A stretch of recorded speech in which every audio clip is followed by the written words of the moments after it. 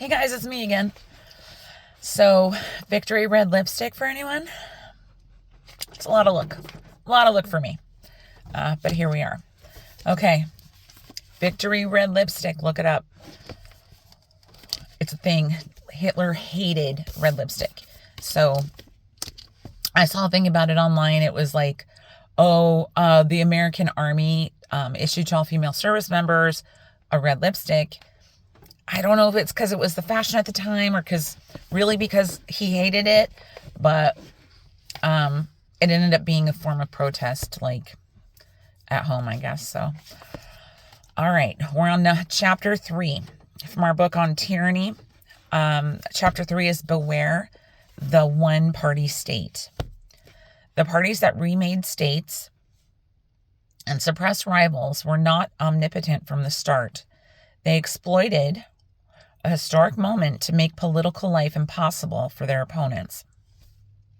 So support the multi-party system and defend the rules of democratic elections. Vote in local and state elections while you can. Consider running for office. I know a lot of you guys that would be really good running for office. You can do it. I believe in you. I would vote for most of you. Thomas Jefferson probably never said that eternal vigilance is the price of liberty, but other Americans of his era certainly did. When we think of this saying today, we imagine our own righteous vigilance directed outward against misguided and hostile others. We see ourselves as a city on the hill, a stronghold of democracy, looking out for threats that come from abroad. But the sense of the saying was entirely different. That human nature is such that American democracy must be defended from Americans who would exploit its freedoms to bring about its end. The American abolitionist Wendell Phillips did in fact say that eternal vigilance is the price of liberty. He added that the manna of popular liberty must be gathered each day or it is rotten. The record of modern European democracy confirmed the wisdom of those words. The 20th century saw earnest attempts to extend the franchise and establish durable democracies. Yet the democracies that arose after the First World War and the Second often collapsed when a single party seized power in some combination of an election and a coup d'etat.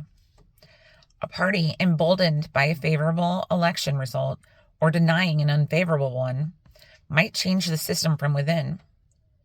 When fascists or Nazis or communists did well in elections in the 1930s or 40s, what followed was some combination of spectacle, repression, and salami tactics, slicing off layers of opposition one by one.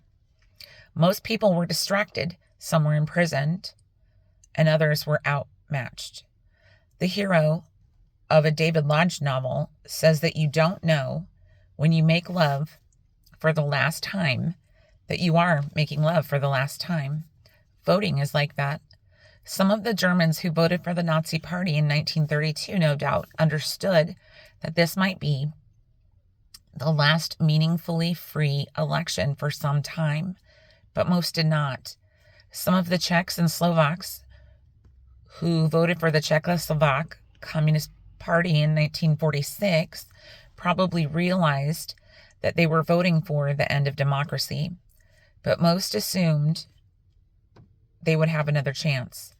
No doubt the Russians who voted in 1990 did not think that this would be the last free and fair election in their country's history, which thus far it has been. Any election can be the last, or at least the last in the lifetime of the person casting the vote. The Nazis remained in party until they lost a world war in 1945. The Czechoslovak communists until their system collapsed in 1989. The Russian oligarchy established after the 1990 elections continues to function and promotes a foreign policy designed to destroy democracy elsewhere via propaganda, subversion, and invasion. Does the history of tyranny apply to the United States? Certainly the early Americans who spoke of eternal vigilance would have thought so. The logic of the system they devised was to mitigate the consequences of our real imperfections, not to celebrate our imaginary perfection. We certainly face, as did the ancient Greeks, the problem of oligarchy, ever more threatening as globalization increases differences in wealth. The odd American idea that giving money to political campaigns is free speech means that the very rich have far more speech, and so, in effect, far more voting power than other citizens. We believe that we have checks and balances, but have rarely faced a situation like the present, when the less popular of the two parties suppresses voting, claims fraud when it loses elections, and controls the majority of state houses. The party that exercises such control proposes few policies that are popular with the society at large, and several that are unpopular, and thus must either fear democracy or weaken it. Another early American proverb held that where annual elections end, tyranny begins.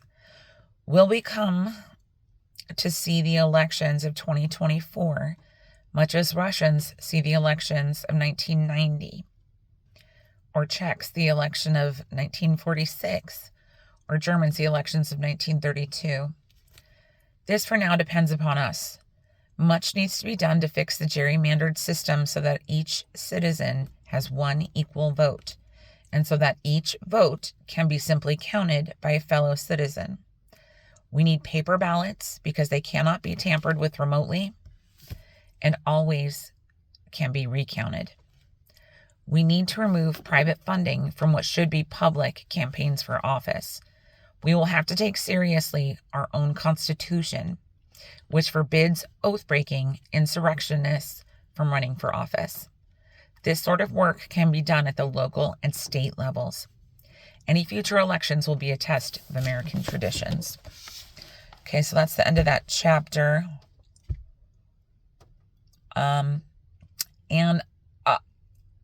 I really don't think the Electoral College is working for us anymore. I thought that for a long time, since, about 2016.